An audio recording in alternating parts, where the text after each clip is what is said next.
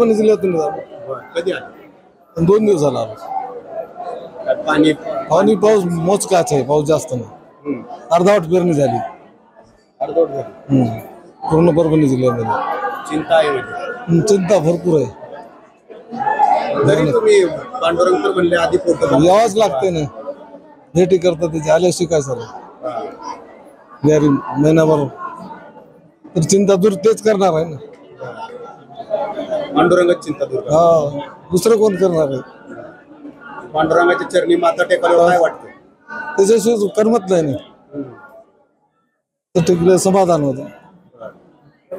काय मागणं काय साकडं काय? आपलं साकडं काहीच नाही, चांगलं पेरणी पाणी पाऊस पडावं सर्वांना भेटत. पाणी पाऊस पडलं म्हणताना सर्व पीक वगैरे वेळ येत आहे ना.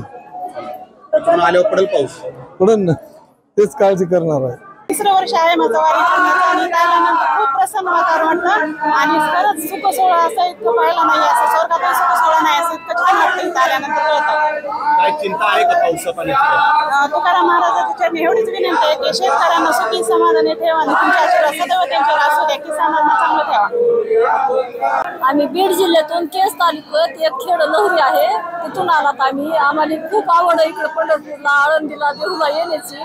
म्हणून पेरणी झाली, पाऊस पडला टायमावर, म्हणून पेरणी झाल्यावर चला चला करून निघाला.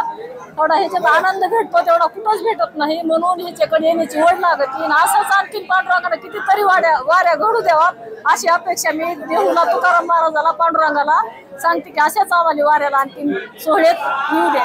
गावाकडे काय पाऊस पाणी कसं आहे? पाऊस पाणी चांगला झाला, पेरणी चांगली झाली. एवढं काही जास्त झालं नाही, पण कामापुरता पाऊस झाला. पेरणी झाले, काय पेरले? पेरणी झाली, सोयाबीन पेरली, मूग, उडीद, मका, जनावरांनी म्हशीला ते थोडंफार. पांडुरंगाच्या चरणी माथा टेकल्यावर काय वाटतं? कितीतरी खूप आनंद होता, किती सांगा त्याची गणना करता येत नाही. पांडुरंगा पुढे डोकं टेकल्यावर